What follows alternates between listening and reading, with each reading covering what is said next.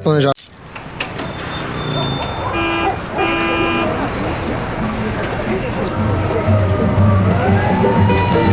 Bem-vindos ao podcast Caos Planejado, seu programa sobre cidades. Eu sou Antônio Ling e hoje converso com Rafael Birman e Felipe Cavalcante para ver se conseguimos responder a pergunta: o urbanismo se paga? Nascido em Passo Fundo, no Rio Grande do Sul, Rafael Birman trabalha no mercado imobiliário há 45 anos. É responsável pelo desenvolvimento de eixos importantes da cidade de São Paulo, com uma série de edifícios de escritórios na região da Berrini, assim como o Panambi. É presidente do conselho da Fundação Arão Birman, que administra o Parque Burle Marx em São Paulo, assim como da urbanizadora Paranoazinho, envolvida na incorporação do Urbitat, um bairro planejado em Brasília que poderá abrigar mais de 100 mil pessoas. Atualmente é diretor da Faria Lima Properties, do icônico edifício B32, e segue envolvido com gestão de prédios e de espaços urbanos, ética urbana, teatro de artistas e marionetes e tudo o que mais lhe interessa. De Maceió, Felipe Cavalcante tem 27 anos de experiência nos mercados imobiliário e turístico, tendo realizado mais de 200 empreendimentos e obras. É fundador da Adit Brasil, entidade da qual é atualmente presidente de honra, e do Complan, principal evento de desenvolvimento urbano e de bairros planejados do Brasil. Especialista na área, também é conselheiro da Cidade Pedra Branca, projeto de referência do setor. É CEO da Match, especializada na captação de recursos para empreendimentos imobiliários e em serviços de advisory, e também é coordenador do movimento Somos Cidade. Felipe também é fundador da Tarimba, plataforma de cursos online de urbanismo e mercado imobiliário. Também estão presentes durante a gravação apoiadores do Caos Planejado, que têm a oportunidade de fazer perguntas durante a nossa conversa. Quer participar do nosso grupo de WhatsApp e ficar por dentro do que acontece no urbanismo brasileiro? Acesse caosplanejado.com/apoie. Este episódio é oferecido pela Place, plataforma que usa a expertise de arquitetura, Big Data e inteligência artificial para gerar estudos de viabilidade financeira e urbanística em tempo real. Um processo que antes demorava dias, dentro do Place pode ser personalizado e feito em um clique. Entre em ospa.com.br/place e gera o teu também.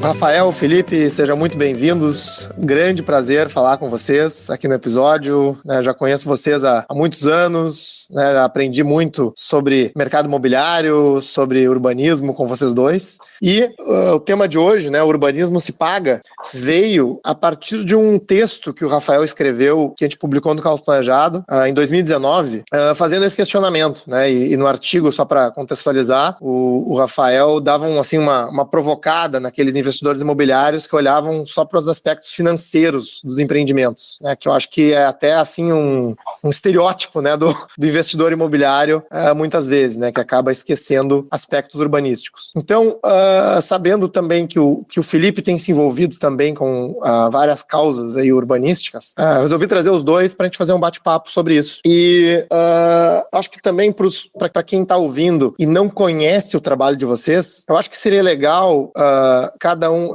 acho que já apresentei vocês aqui no início na intro do episódio, como a bio, mas eu acho que seria legal cada um de vocês falar um pouco sobre os projetos que vocês fizeram, que levaram em consideração esse aspecto de urbanismo para os ouvintes conhecerem um pouco mais sobre vocês. Então, Rafael, se puder comentar. Eu estou no mercado imobiliário, lamento dizer, mas há mais de 40 anos, desde 1973, e foi um aprendizado, esse envolvimento com o urbanismo e com tudo isso. E eu, basicamente, na incorporação, a gente desenvolveu várias espécies, acabou se especializando em escritórios, e nos escritórios sempre tinha essa questão latente do urbanismo, mas ela era bem relegada. E de uns anos para cá, culminando com esse último projeto que nós fizemos, que aqui é o B32, a gente focou muito nisso e teve um resultado surpreendente. E é muito disso que, inclusive, aquele artigo que eu escrevi era parte das reflexões que nós vivemos aqui no processo de discussão, porque entre nós mesmos tinha muito ceticismo. O meu filho Pedro estava me ajudando naquela época, e ele dizia, mas pai, será que esse negócio vai funcionar? Não é melhor a gente fazer mais estacionamento, mais outras coisas que vão dar retorno que isso aí? E ele discutiu muito, ele queria fazer uma análise, inclusive uma análise financeira, taxa de contrato, taxa de retorno, o valor presente dos negócios não tinha valor presente nenhum. Mas, então é isso, essa é a história que eu estou aqui contando hoje. Então, para quem não conhece, né, acho que vale a pena dar uma pesquisada na internet sobre o B32, é um edifício de alto padrão de escritórios que abriu em São Paulo, quando? Ano passado, Rafael? Foi em 21, né? 2021. 21 foi o teatro, 20 foi o prédio. Pronto. Que tem uma praça na frente, né? E tem uma integração, eu acho, muito diferente com a cidade de São Paulo comparado com outros edifícios, principalmente no eixo da Faria Lima.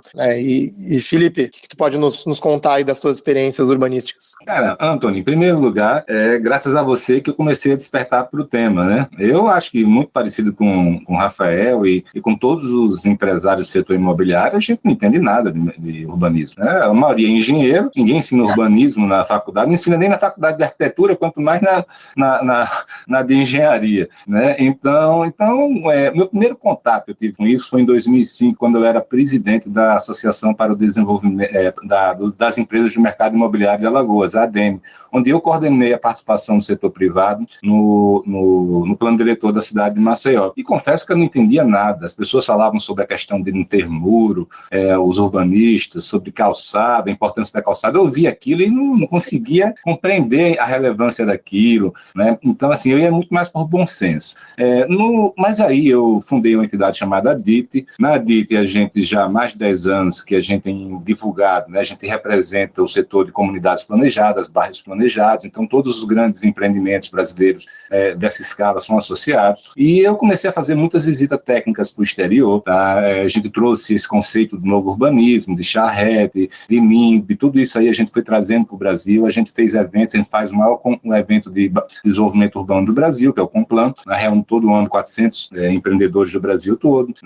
Então, assim, foi um despertar muito lento, sabe, Antônio? Aos poucos, tendo contato com esse mundo, tive a oportunidade de conhecer grandes escritórios de arquitetura, de urbanismo internacionais, visitas técnicas nos Estados Unidos, na Europa, Copenhague, participações no CNU, que é o Congresso do Novo Urbanismo. Então, isso tudo foi despertando e, em algum momento, eu tomei contato com o caos planejado e comecei a ter uma base teórica mais sólida. E você tem ideia, Antônio, eu todo final de semana eu botava no meu to-do ler algum artigo do caos planejado, tá? Só para ir.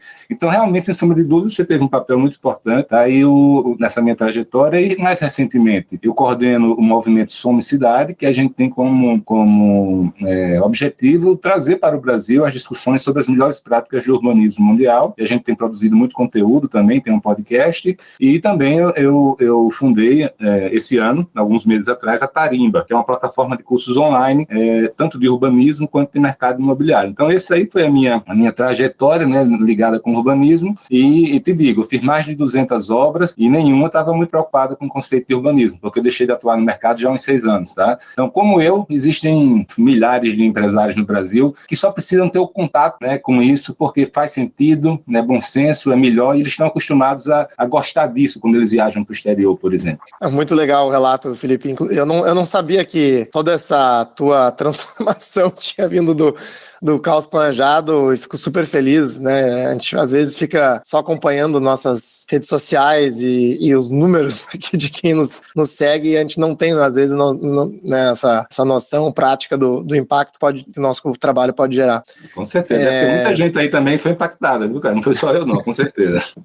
Mas e Rafael, né? O Rafael foi responsável aí, eu diria, por desenvolvimento de vários prédios comerciais ali no eixo da Berrini, né? E em algum momento também, imagino que tu tenha tido uma virada de chave aí, como o Felipe teve, em relação ao urbanismo. Fala um pouco sobre isso, né? Quando que foi, como que foi, se foi gradual, se foi alguma coisa que tu leu? Foi bem gradual, mas eu sempre falo o seguinte, que os muros, eu sempre detestava os muros, né? Eu tinha ódio pelos muros, eu achava que o muro era um problema urbano, e foi uma porta de entrada no urbanismo, que é um aspecto limitado, mas era o que me... E eu me lembro lá quando eu comecei a fazer um projeto, tinha um projeto lá no Panambi, tinha um complexo de prédios, aí nós estávamos falando com o Henrique, Luiz Henrique, o arquiteto, que era que fez aquele complexo do centro empresarial. Eu tinha, discutindo essas coisas, que tinha a ver com o grupo Lubeck, então eu estava junto no projeto lá, e tem que ver essas coisas e tal. Aí ele falou uma tal de Jane Jacobs. Isso foi em 90 e poucos. A Jane Jacobs, eu nunca tinha ouvido falar da Jane Jacobs. Aí eu fui atrás da Jane, fui ler, e fiquei fascinado pela história da Jane Jacobs. A propósito, Felipe, ela não é nem arquiteta, viu? Você falou que nós não somos arquitetos, mas a Jane Jacobs também não era. E aí comecei a me engajar e me interessar pelo assunto, e eu acho que tudo, de uma certa forma, eu consegui materializar aqui nesse projeto que nós fizemos aqui na Faria Lima, que era um projeto grande o suficiente, tinha escala o suficiente para poder ter um impacto, tinha recurso, porque nós tínhamos o Bradesco financiando 100% da obra, que normalmente os prédios que eu fazia, chegava no fim do prédio e faltava dinheiro, sempre tava, aí não fazia jardim, não fazia nada, porque faltava dinheiro. Mas esse caso aqui a gente tinha escala, tinha recurso e talvez eu tinha também a maturidade para fazer as coisas. E começamos a discutir muito a questão do urbanismo. Eu envolvi o pessoal da PPS, que é a Project for Public Spaces dos Estados Unidos, que eles tinham. Eu sempre gostava daquelas ideias que eles traziam. Envolvemos o Guel na discussão, envolvemos todo mundo. E foi um processo, engraçado que foi um processo de discussão, porque como atrasou muito tudo aqui, é um projeto que demorou 20 anos para sair.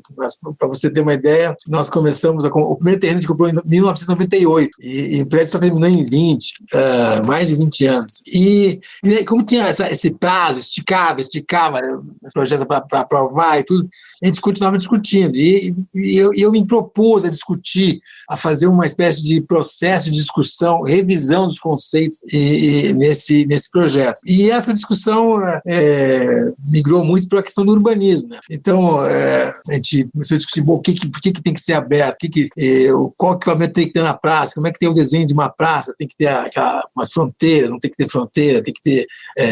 como é que tu vai... discutimos botar botamos banheiro público na praça, surgiu a discussão de equipamento, que equipamento se pode pôr, botando um teatro. Então, essa discussão foi muito intensa, muito produtiva, e antes a gente discutiu, será que vale a pena de investir nisso aí? Será que eu não estou sendo um diletantismo, um preciosismo meu querer fazer essas coisas? Será que vai funcionar? E a gente discutiu isso a fundo, fez conta, fez análise, e no fim eu cheguei a essa conclusão, que realmente valia a pena, e aí que saiu aquele artigo. Eu acho que foi muito, olhando para trás, faz vários anos, aquele negócio foi escrito, acho que em 14, coisa assim. É muito interessante olhar para trás e ver que estava certo, né? Aliás, nesse projeto todo, o interessante foi que terminar o projeto e ver muita coisa que a gente planejou realmente funcionou. E isso foi quase que surpreendente, porque normalmente as coisas não funcionam tão bem. Mas então, foi todo esse começo aí, essa história. Eu posso me estender até umas 2 horas, se quiser, sobre esse assunto. Mas eu acho que para começar é isso aí. Então, o que eu entendi dessa história, né? Enfim, tem vários pontos para a gente conversar, mas que o urbanismo, a qualidade urbanística de um projeto como esse, tem um aspecto intangível, né? Assim, é difícil modelar numa planilha de Excel, né, o que a qualidade urbanística vai trazer de retorno em cima de um projeto convencional, né? Mas você está me dizendo que teve um retorno, de fato. Não, né? O retorno hoje é auto-evidente. O que acontece que naquele artigo que eu analisei é o seguinte: como é que você mede esse retorno? Né? O que é o urbanismo, melhorar esse urbanismo? E nós tivemos que investir, nós achamos que o espaço público tem que ter uma qualidade muito alta para atrair as pessoas. Então, investimos pesado nisso. Se você vê aqui o granito que reveste nessa praça, ele tem 8 centímetros de espessura. Porque a gente diz, como é que lá nos Estados Unidos, na Europa, eles fazem a qualidade do espaço público é tão diferente? Por que nunca conseguimos? Tu vai num prédio aqui, dá sempre a placa quebrada, o degrau rachado, nunca consegue dar uma qualidade. E isso afeta como as pessoas se sentem, como que elas vão interagir naquele espaço. Então a gente foi procurar isso e a gente viu que os caras têm um padrão de qualidade de execução, as especificações que eles adotam são muito mais altas que as nossas. Então adotamos as mesmas especificações com muita dificuldade para convencer o pessoal a fornecer esse granito, a instalar esse granito. E foram vários dias que a gente foi aumentando a qualidade, aumentando o padrão, combinando com duas coisas que foram excepcionais, que era o teatro, que é um equipamento público por excelência. A gente no começo tinha a ideia de fazer uma cobertura, fazer alguma coisa, e fomos pensando, evoluindo e acabamos no teatro. E o teatro hoje ele é um polo de atração no prédio, e evoluímos também para um outro elemento, que é um elemento simbólico, que o urbanismo tem muito de simbolismo também, se sentir na cidade, aquela coisa, aquele pertencimento, e criamos a escultura que é a baleia, que hoje virou um marco aqui em São Paulo. Eu acho que, então, o que acontece? Que o usuário, hoje em dia, o nosso inquilino, ele evoluiu. Assim como tem coisas que são intangíveis, como, sei lá, regras, hoje tem a ESG, que é um negócio super extenso, mas tinha regras simples, como não pode fumar. É uma coisa que, há poucos anos atrás era ridículo ter essa regra, mas hoje ela não só aceita, como todo mundo aceita. Então, ele vai buscando essas coisas, e eu acho que o nosso inquilino hoje, ele busca o que eu chamo de meaning, ou um significado, ele quer fazer coisas que tenham um significado. Então, ele também está comprando essa ideia de espaço urbano, espaço público, espaço aberto, e ele também quer isso aí. Então, o primeiro efeito disso aí é que quando os nossos inquilinos eles estão dispostos a pagar um pouquinho mais para ter esse inquilino hoje, que o funcionário dele é o maior ativo das empresas de tecnologia, que é a economia do conhecimento e tal. Então, qual é o maior ativo? É a pessoa. Então, pagar um pouquinho mais para atrair, para reter aquela pessoa, ele está disposto. Então, tem uma melhoria no cash flow. Mas, além disso, o prédio adquirindo essa integridade com a cidade, essa aceitação pelo inquilino, esse aspecto icônico, arquitetônico e tal, ele também atrai um investidor que está disposto a ter um cap rate um pouquinho menor. Se fizer qualquer variação de 6% para 5%, de 7% para 5% para 6%, é uma variação infinita, não, mas é muito grande no preço que ele está disposto a pagar. Então você tem esses dois efeitos, melhora a atratividade. Isso já é uma questão de opinião, mas quer dizer, a gente viveu isso hoje. Nosso prédio tem a maior taxa de locação de São Paulo. Nós estamos alugando hoje, nossa taxa atualizada hoje é R$260 por metro quadrado. E além disso, a gente tem também, por outros aspectos, outras coisas, alugamos restaurante, áreas comuns, áreas técnicas, que aumenta em 10% a 15% desse aluguel. Então, quer dizer, hoje ninguém discutiu no mercado, esse prédio é bom ou não é bom. Eu acho que todo mundo aceitou, e aceitou em parte por então, essa discussão e esse conceito de urbanismo, tanto no ponto de vista do aluguel, como eu te falei, de melhorar o cash flow, como no ponto de vista de melhorar a valorização dele, abaixando o cap rate dele. Então, eu acho que isso define, quer dizer, é uma definição um pouco circular, não define muito,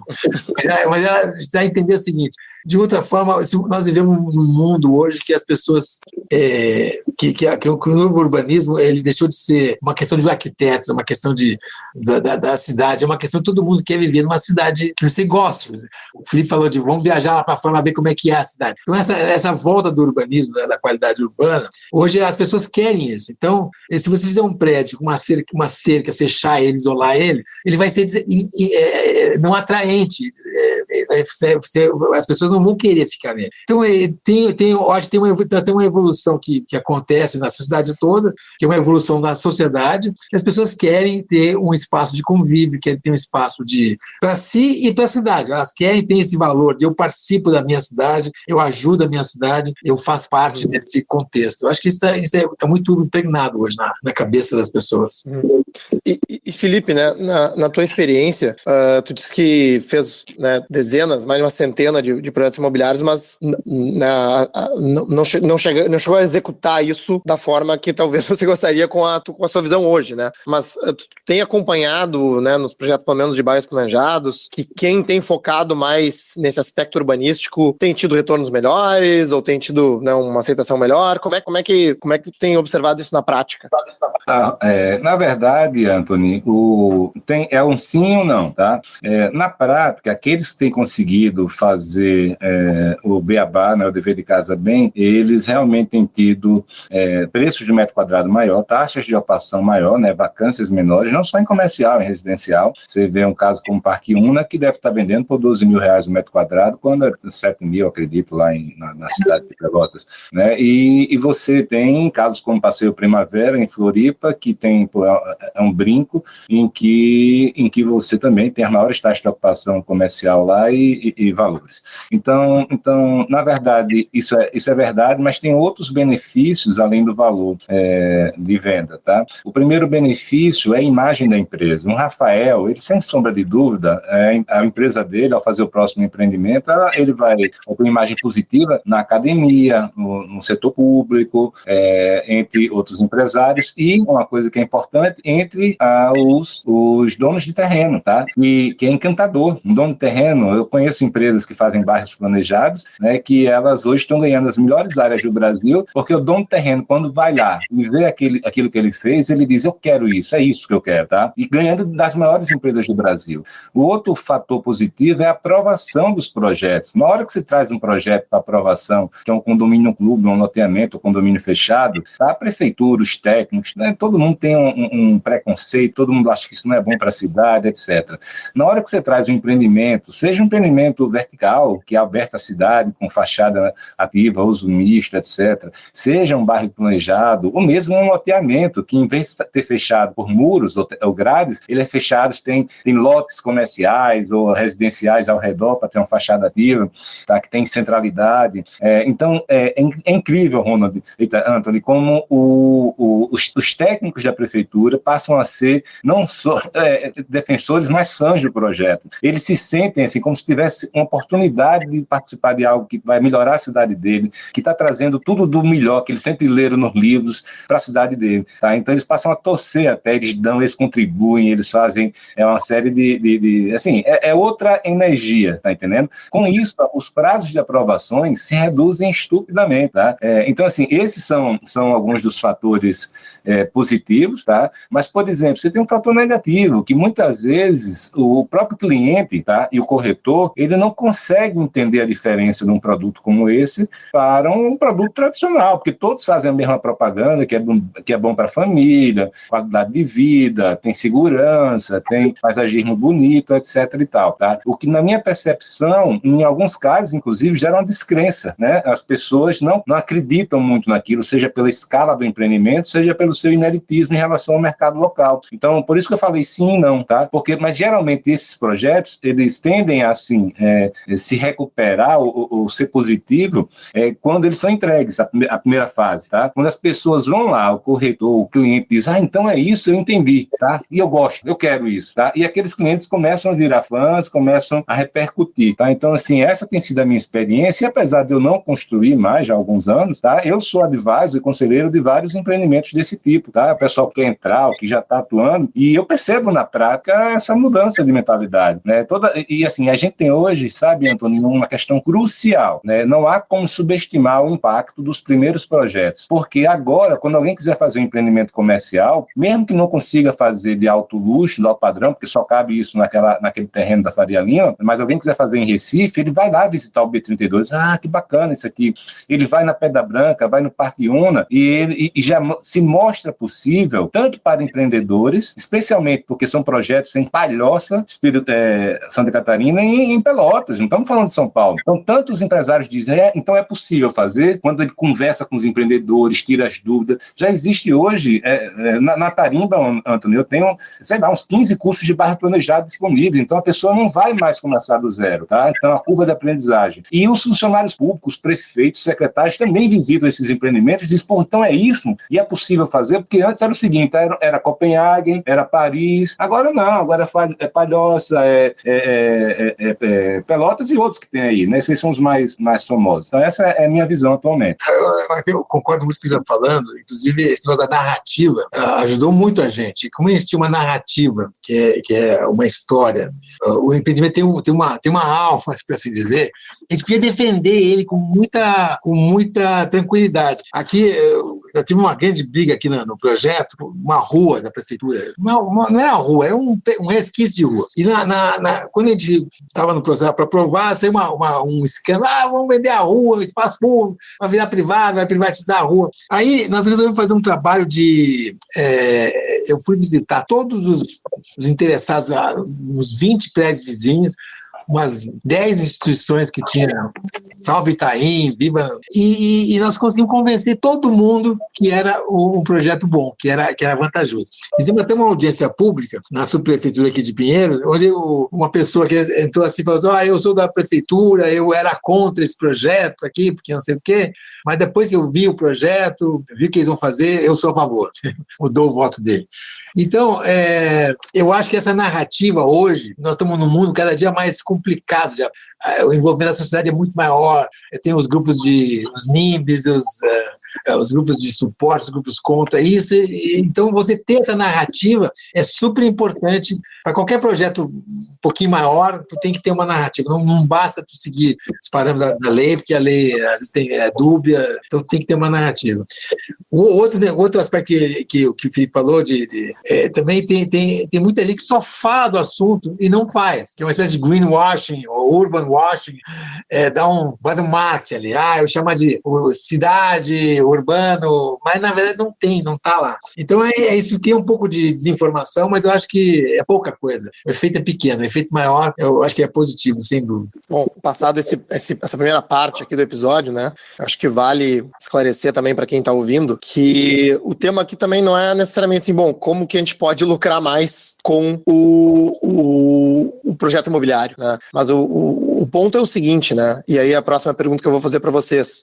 A gente vê pouquíssimos incorporadores imobiliários ainda se importando, né? Ou entendendo, né, essas necessidades urbanísticas para a cidade como um todo, né? E aí o que eu estou tentando trazer aqui é o seguinte, né? Bom, se esses empreendedores, empresários, né, estão com uma dificuldade de se interessar pelo assunto, né, só, digamos, pelo próprio interesse ou por uma questão de cidadania ou benevolência para a cidade, então vamos, de repente, mostrar que existe um argumento econômico, financeiro, né, para tentar atrair mais gente, porque aí todo mundo sai ganhando. Então esse foi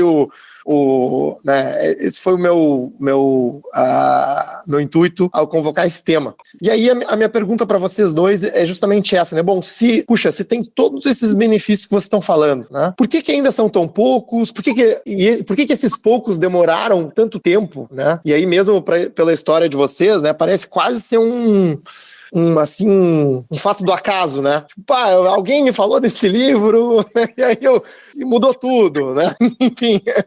Mas não tem acaso no universo, tudo segue um planzinho, né? E assim, né, porque ainda, né, eu converso com muitos incorporadores imobiliários, mesmo aqueles que são super conscientes em relação ao tema, né, ainda falam, puxa, pois é, mas o comércio no térreo desvaloriza o empreendimento, né, o consumidor não está acostumado com isso, qualquer coisa do gênero, né? Qual que é a opinião de vocês em relação a isso, né? Como que a gente pode mudar isso?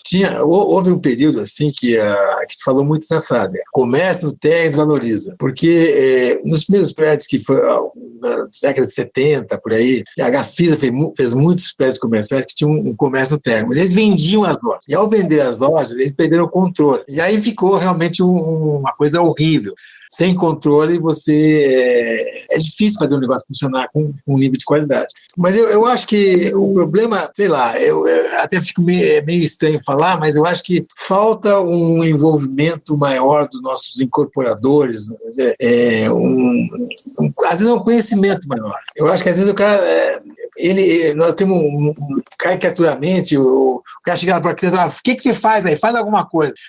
Ele não se envolve. E também eu tenho que fazer um acesso, então a gente chama um cara de tráfego. Mas o cara de tráfego dá uma visão dele. E no fim, ela sacrifica, eu vejo que os prédios só tem rua. O prédio só tem rua porque o cara de tráfego diz, põe rua aqui, vai ficar bom o tráfego. Mas estragou todo o resto, entendeu? Então eu acho que falta um pouco de conhecimento, um pouco de você querer achar que qualidade, também o bom urbanismo também se alia à questão da qualidade do prédio.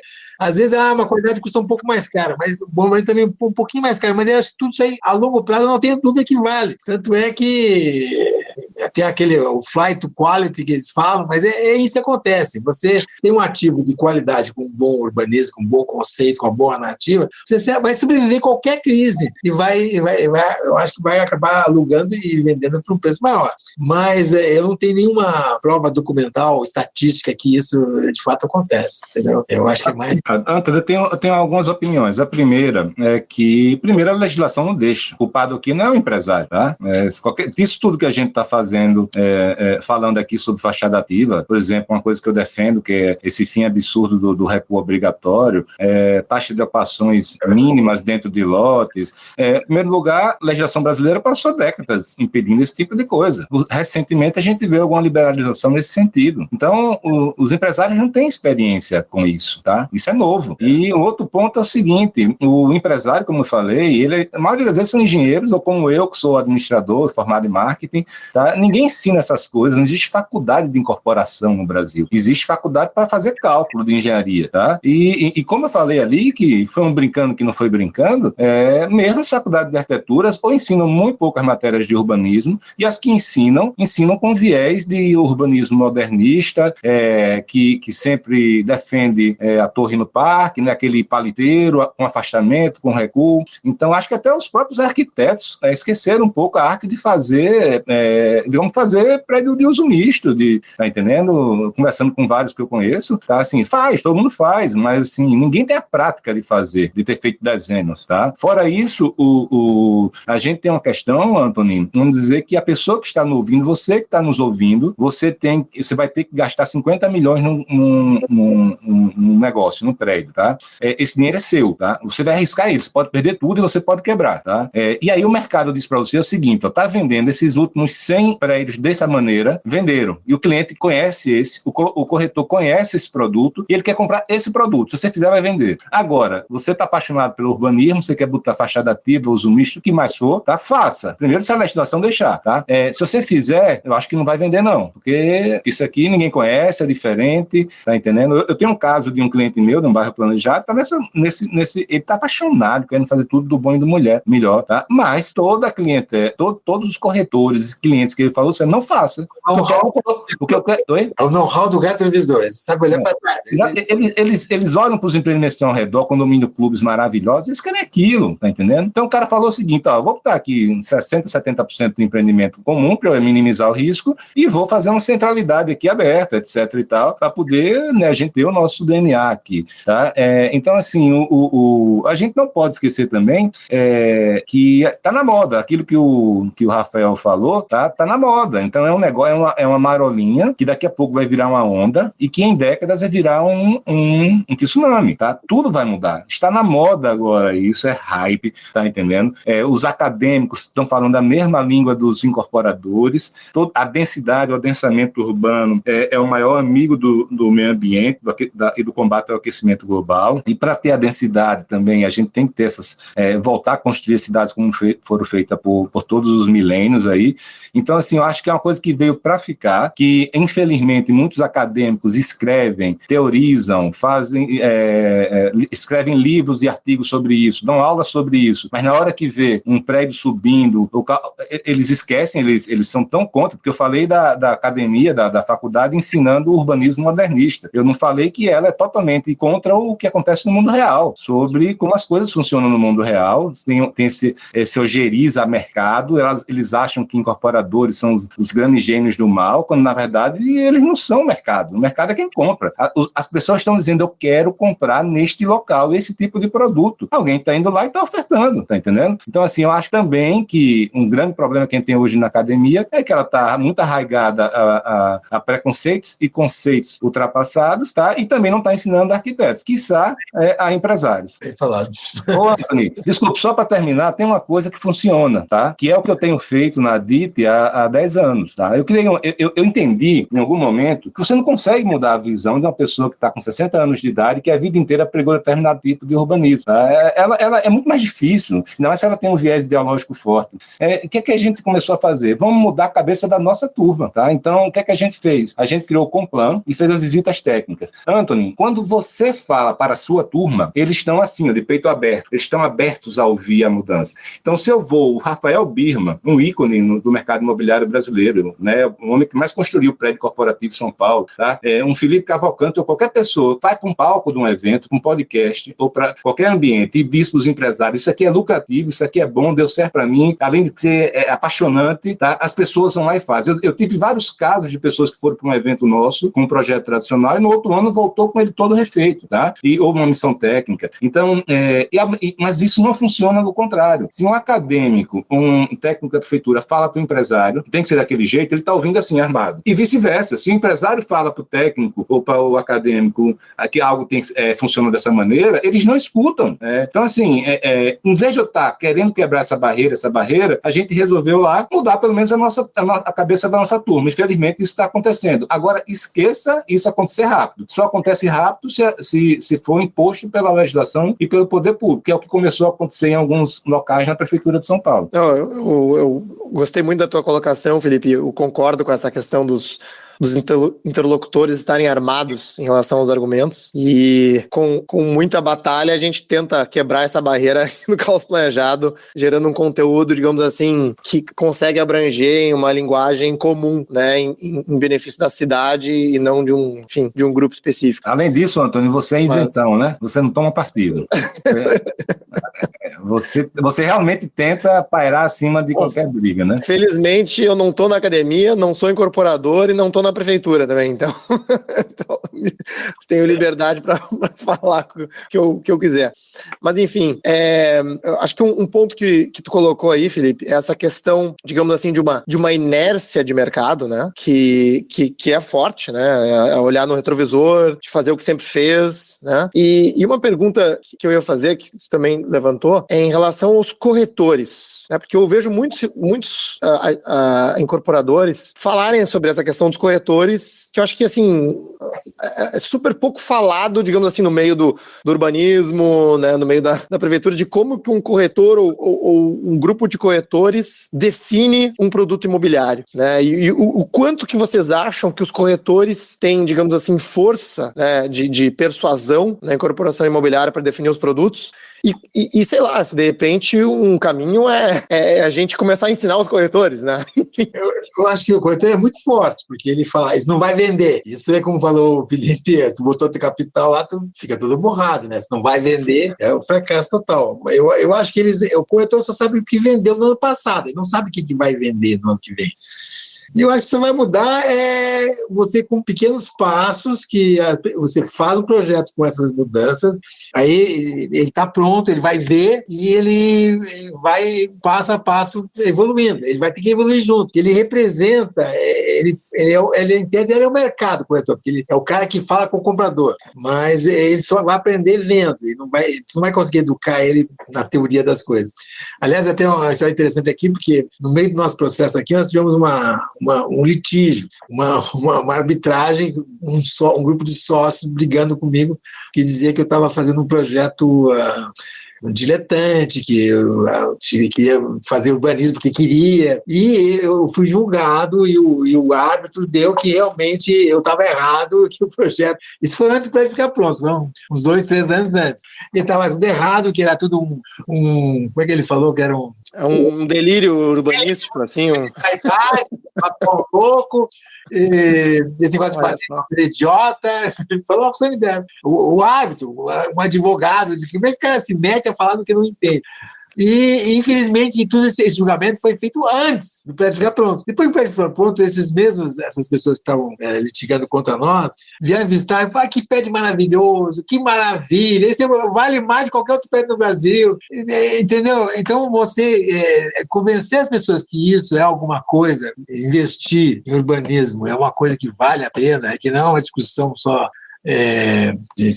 voluntariosa, é uma discussão real, que tem valor na cidade e tem valor para o inquilino que vai te dar o teu retorno, é muito difícil, realmente eu acho que isso vai mudar com o tempo, com pequenos passos, com os exemplos. Vocês dois são caras não são da academia, mas são quase, mais ou menos que estão defendendo as ideias, estão divulgando, promovendo, educando as pessoas. E eu acho que tem um outro trabalho, além de ensinar, ou talvez uma forma de ensinar é fazendo. Você faz e sempre de exemplo. É um processo lento e trabalhoso, mas eu acho que a longo prazo talvez funcione. Acho que vai demorar uns 50, 100 anos.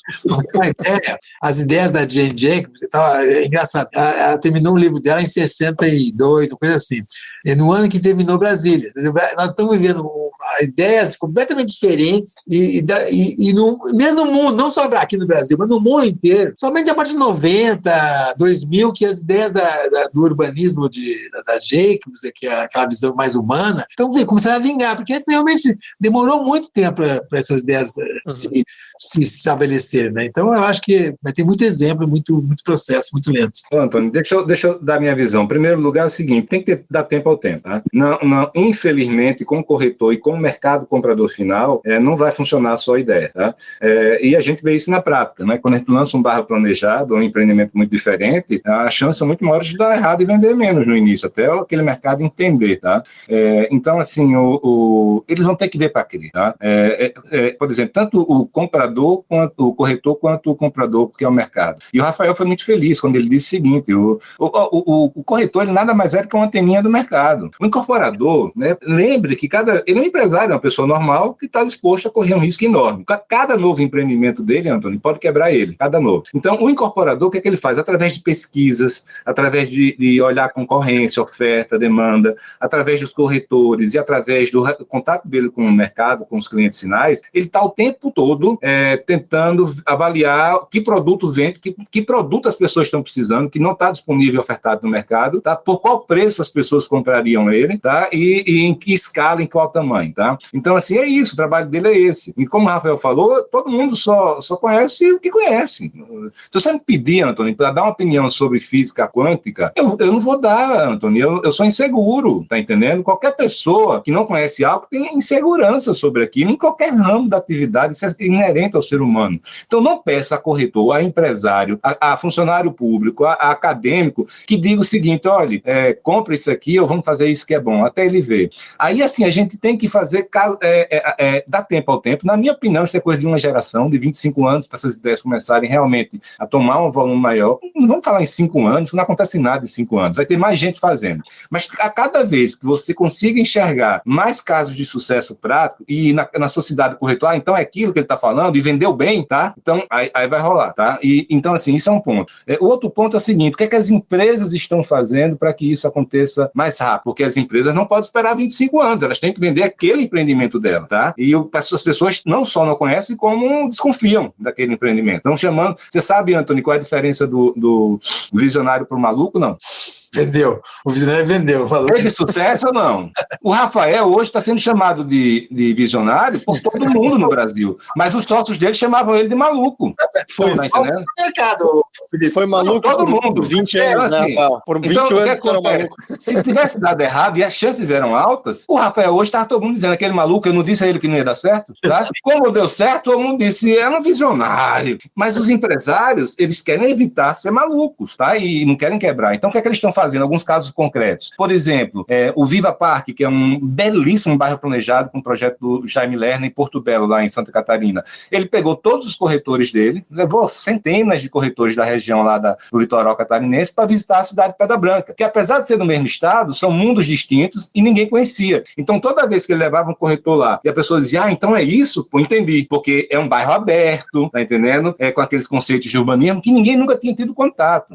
O pessoal do Parque Una fez um lançamento e ele fretou 2 aviões de corretores, encheu de corretores e levou para o Parque Una de Pelotas, para eles entenderem do que é que ele estava falando. Em outro caso, ele pegou e fez uma gincana onde os corretores, para ter direito de vender o projeto, tá, do empreendimento novo dele, tinha que ler o Cidade para as Pessoas, do GUEL, além de fazer uma gincana cheia de coisas de urbanismo. Então, assim, esses são alguns exemplos que estão sendo feitos para eles entenderem. Agora, o corretor, como qualquer profissional, ele precisa botar leite na casa dele, precisa pagar as contas e ele quer vender. O conceito de urbanismo para ele não interessa muito. Interessa se aquele produto, se ele conhece, ele vai ter chance de vender, se está no preço certo, etc. Também não adianta botar urbanismo e se cobrar o dobro do preço. Apesar de que, na minha experiência, casos como esse do Rafael não são a regra, porque o Rafael realmente fez o que é de melhor no Brasil e no mundo, tá? Mas o urbanismo, via de regra, ele não é mais caro. Isso é muito importante que as pessoas entendam.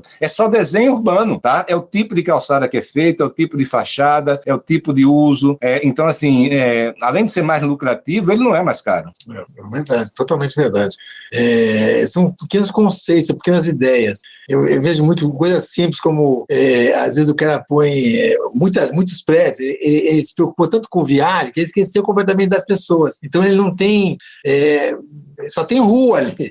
Ou o cara pensa no paisagismo como uma questão de agrícola, plantar, encher de árvore. Enquanto que você tem espaço para as pessoas, ele esqueceu também. São coisas assim, botar um banquinho para a pessoa sentar, são todas coisas simples que as pessoas não fazem. Não fazem porque eu acho que é um pouco ainda de desconhecimento, de uma falta de visão, mas é mais um desconhecimento de uma coisa banal como essa. Isso Antônio, só desculpa interromper, assim, essa questão que o Rafael falou de paisagismo. Por exemplo, aqui no Brasil, Antônio, a gente só conhece uma coisa chamada planejamento urbano, que é muito mal feita. Deu errado o planejamento urbano brasileiro, né? Eu sempre digo que é aquele ditado do Asta, querer fazer diferente repetindo, né, o que já deu errado é maluquice. Então, além do planejamento urbano ensinado em todas as faculdades de arquitetura nos últimos 60 anos, está equivocado, tá? E os planejadores urbanos não terem conseguido fazer a gestão das cidades adequada, porque está aí o exemplo, umas cidades como são, então não deu certo, deu errado, tá? Fora isso, eles não conhecem nem aplicam aqui no Brasil o design urbano. O planejamento urbano é uma escala maior, tá? Mas a gente tem no exterior o planejador urbano e o designer urbano. O que é o design urbano? É o cara que vai olhar o streetscape, a escala pequena. Uma coisa é fazer um master plan. A outra coisa é você ir lá e ver exatamente como vai ser, qual é o pavimento da calçada, qual é o tipo de árvore, como é que interage o espaço privado, né? A fachada dos prédios com o público, como é que você desenha essa fachada. Ou seja, isso já está começando a surgir, já tem aqui ou lá um outro profissional no Brasil que começa a fazer isso de maneira prática, mas é outra abordagem que foi esquecida totalmente no Brasil. Não, com certeza. Acho que falta muito nesse aspecto. Eu queria levantar uma outra questão que você comentou, Felipe, que é essa questão do risco, né? Que, bom, o incorporador a cada empreendimento pode quebrar, né? Que é um valor muito grande, né? Enfim, fazer um prédio é uma empreitada de grande escala, né? E que eu vejo assim que isso pode, digamos assim, reverter o incentivo a ser o mais conservador possível, né? Ou mesmo tirar aqueles talvez mais sonhadores de tomar essa iniciativa, né? Então, eu tive no evento da ASBEA essa semana em Recife, falando com arquitetos e fazendo uma provocação por esses arquitetos, né? Olha, né, se as coisas não estão indo bem, por que vocês mesmos não incorporam, né? Se vocês sabem o que tem que ser feito, né? E ainda é um número, e temos vários casos de arquitetos incorporando no Brasil afora, mas são exceções, né? São exceções. E nessa busca por referências de arquitetos incorporadores no Brasil, eu até encontrei uma tese de mestrado de urbanismo e arquitetura, né? Que analisou empreendimentos de arquitetos incorporadores em Belo Horizonte para ver se o resultado era diferente do usual, né? E a conclusão do autor da pesquisa era de que no fim não era tão diferente, né? que mais ou menos replicava o que era feito no mercado, né? Mesmo sendo projetos executados por arquitetos. Então, realmente, né? Parece que muita coisa joga contra, né? E no fim do dia, né, ouvindo o que vocês estão falando, tem que ter um certo, os americanos chamam de leap of faith, né? Que é sentimento, tem que ter isso, né? um pouco de fé, né? E acreditar na... Tem que ser um pouco louco. Mas se não é louco, um pouco louco, o que a gente chama de louco, você não vai não aceitar aquela opinião do corretor. Você tem que não aceitar, você tem que ter tua convicção, tem que achar e tem que querer explorar e avançar nisso aí. Isso é chamado de loucura, né? Fazer o que tu acha que não tem certeza que vai dar certo. Eu acho que tem um pouco disso. Eu acho que nossos incorporadores são muito... Tem muito disso que o Felipe falou da legislação, do meio ambiente hostil, tudo é complicado, mas também tem um pouco de... a coisa é relativamente fácil. Faz um predinho, vende, saber, por que o cara vai inventar outra coisa, entendeu? Então, eu acho que tem um pouco disso também. Eu acho que tem que ter leap of faith ou um pouco de loucura botar um pitada de loucura nisso aí. Ô, Antônio, eu acho o seguinte, esse leap of faith que você falou, uma vez a gente fez um evento em Recife e a gente trouxe o CEO da Nakhill, que é aquela empresa de Dubai que fez as ilhas, fez Jumeirah Hotel, aquelas coisas todas lá de Dubai, loucura lá.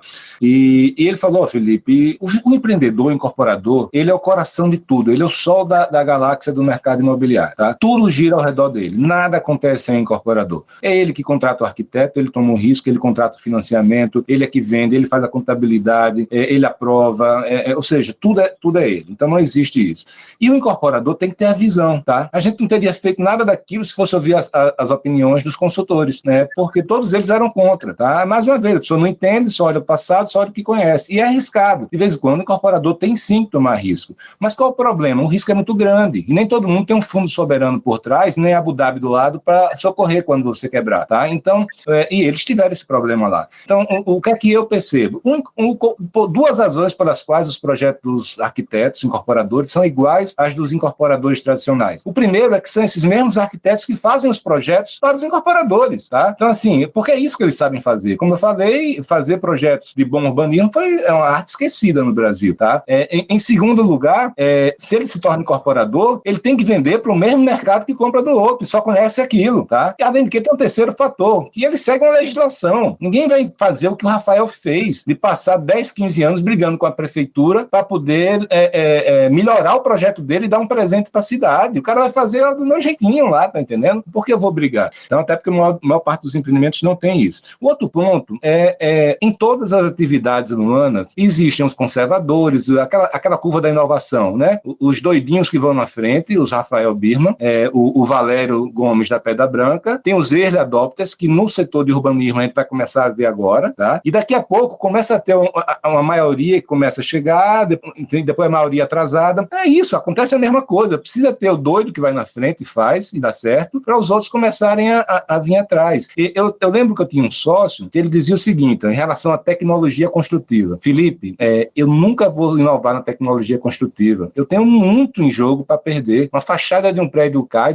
Então, assim, qualquer inovação eu só vou aplicar depois de 5 anos que o primeiro prédio estiver pronto, para ver o que aconteceu, tá? Então, assim, tem muita coisa em risco a perder, tá? Então, assim, fora isso, o longo prazo, né? Há um ano atrás, eu nem lembro mais onde a gente está agora, 1 ano ou 2, a gente estava com 2% de taxa de juros, tá? O ciclo econômico sempre variam, é um negócio que você vai ficar com ele por 10 anos, 15 anos, com a carteira de recebíveis, com tudo. Então, assim, não é para amadores. Eu já tive a minha cota de sofrimento, o Rafael já teve a dele. É quase impossível alguém que trabalha como ele há 40 anos, eu há 25 anos nesse setor, que não tenha ou quebrado ou ficado muito perto de quebrar várias vezes, tá entendendo? Então, assim, as melhores empresas do meu estado aqui, de Alagoas, quebraram, Anthony. Eles não eram incompetentes, tá? O negócio é duro. Então, assim, ninguém, Anthony, nem arquiteto, nem ninguém, se você der para o urbanista acadêmico mais radical, toma aqui 10 milhões de reais, eu duvido que ele vai fazer maluquice com o dinheiro dele, né? Com o dinheiro que ele economizou a vida inteira. Ele vai fazer algo que ele acredita que tem chance de dar certo e que ele teve sinalizações de que teria sucesso. O arquiteto, se ele vier incorporador, como aconteceu muitas vezes na história aqui em São Paulo, o Raul Lores escreveu aquele livro sobre os arquitetos de São Paulo.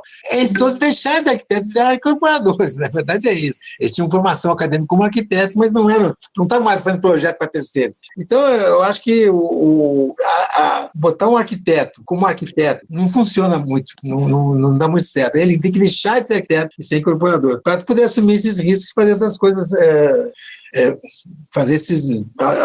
ousar e mudar e aceitar ou não, correr o risco de o corretor falar que não vai vender, mesmo assim de fazer, vamos tentar. Tem que ser um pouco de... Não, fora isso, Rafael, você tem um problema aí que é o seguinte, o arquiteto pode ser maravilhoso. As qualidades, habilidades e exigências para ele ser um bom arquiteto são totalmente distintas para ele ser um bom incorporador.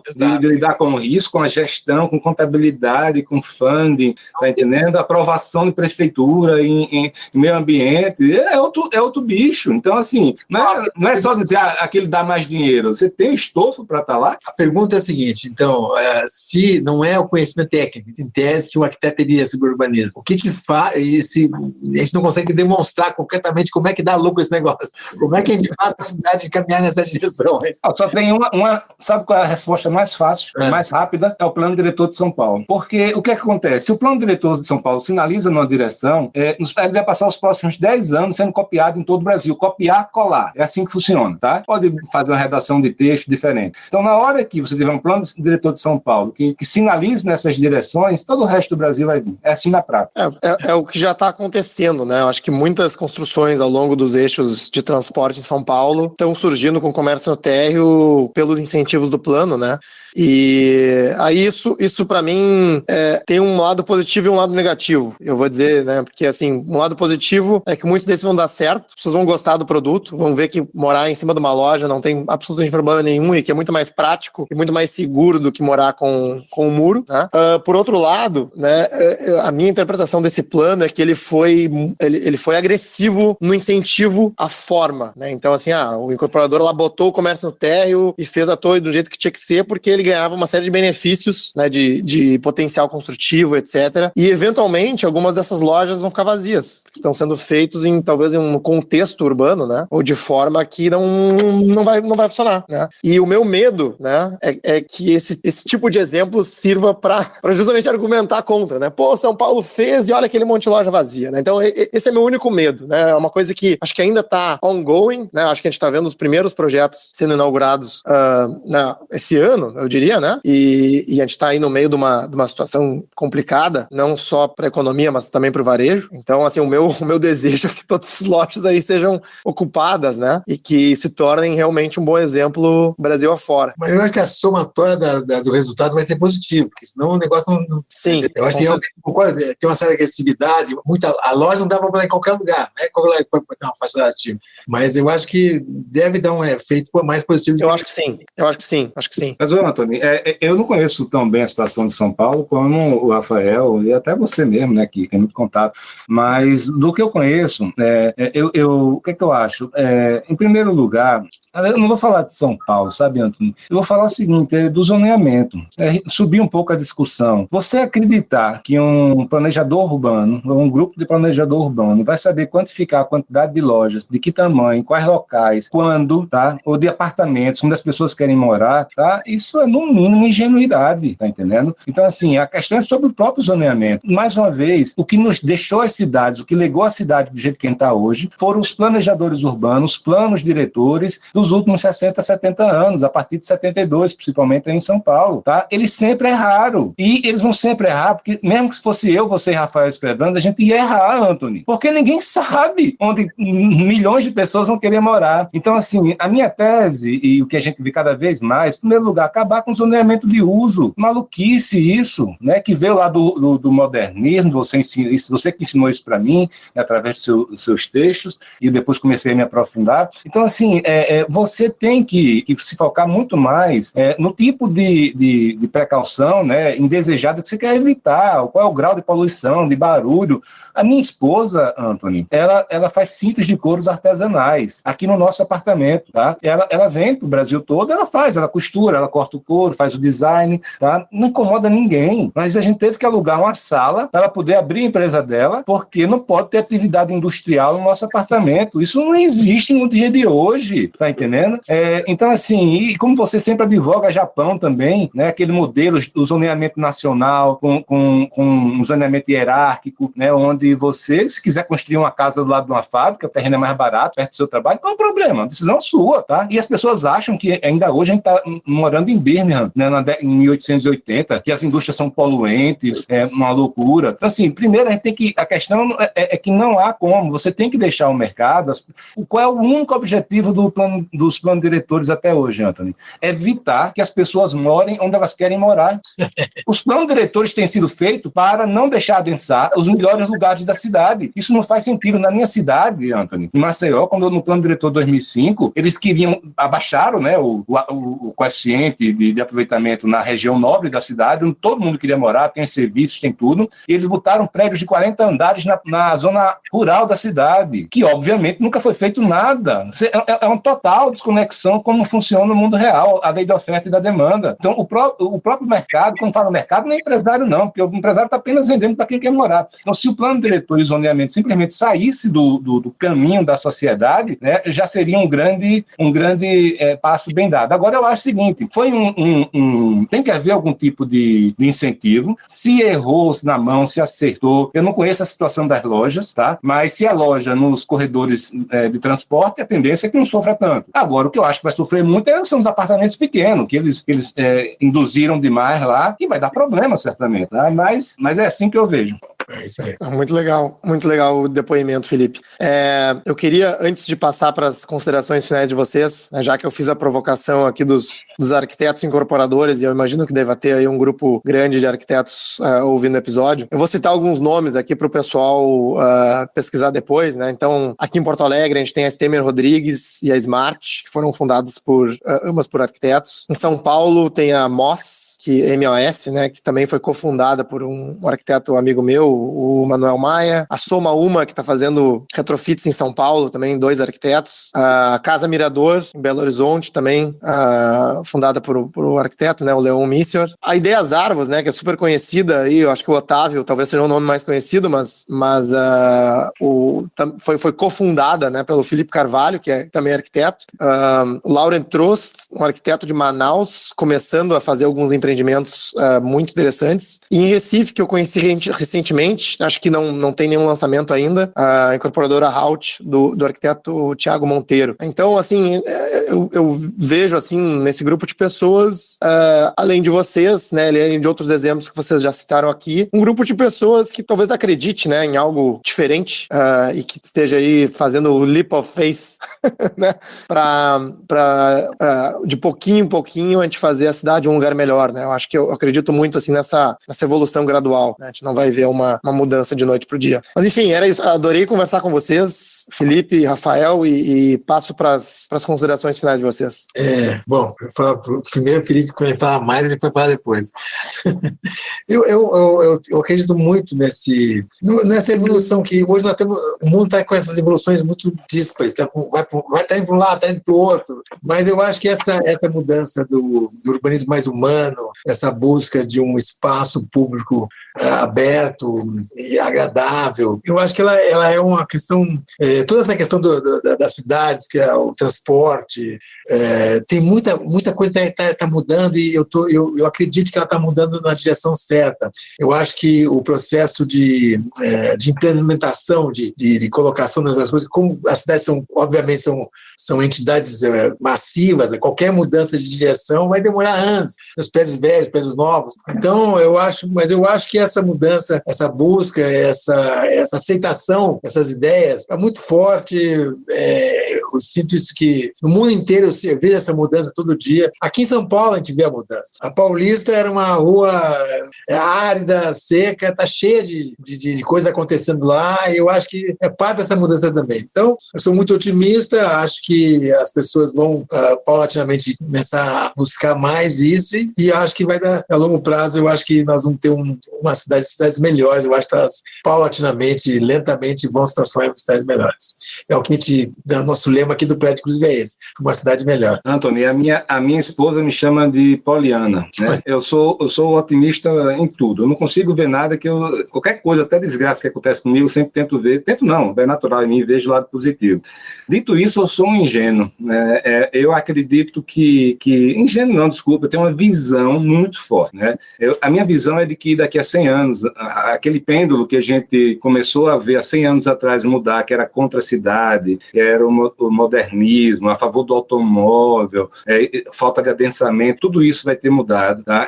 A ideia das cidades para as pessoas, das cidades de 15 minutos, ela faz sentido, ela é fácil de ser aceita por qualquer ser humano, tá entendendo? É isso que as pessoas querem, é isso que as pessoas, por incrível que pareça, elas pagam dezenas de milhares de reais para poder viajar para um lugar onde elas podem ficar, o que elas vão fazer é andar pela calçada e sentar num barzinho na calçada, num café. É isso que elas fazem quando vão para a Europa. É isso atrativo, o turismo urbano. Então faz sentido. Eu não tenho dúvida que esse pêndulo está chegando no ponto do meio, que a gente vai ter 100 anos pela frente aí de um retorno à maneira como as cidades sempre foram construídas, voltada para as pessoas.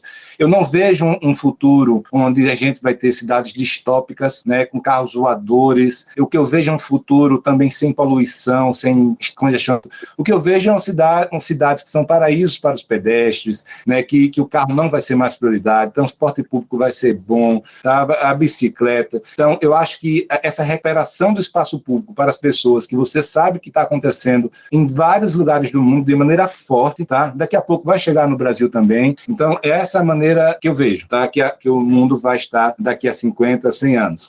Felipe, achei engraçado porque a tua descrição de que tu é um otimista e ingênuo, para mim, é a descrição perfeita do empreendedor, né? É verdade. Porque, primeiro, o empreendedor, se ele não é otimista, ele não vai fazer absolutamente nada, né? E se o Rafael soubesse que, quando ele comprou o terreno 20 anos atrás, que ia levar 20 anos, ia levar processo, né? Ia brigar com todo mundo, ia ser chamado de louco, ia quase quebrar, ele não ia ter feito. Uma correção, quase não, realmente aconteceu. Então, mas você sabe, Anthony, aquela história do otimista, né?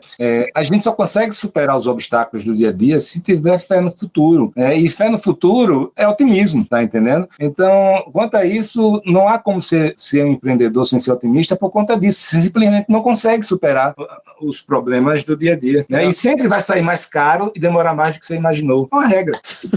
Talvez a mensagem aí pra gente fazer o fechamento, então, é isso. Por mais otimismo e, por que não, um pouco de ingenuidade.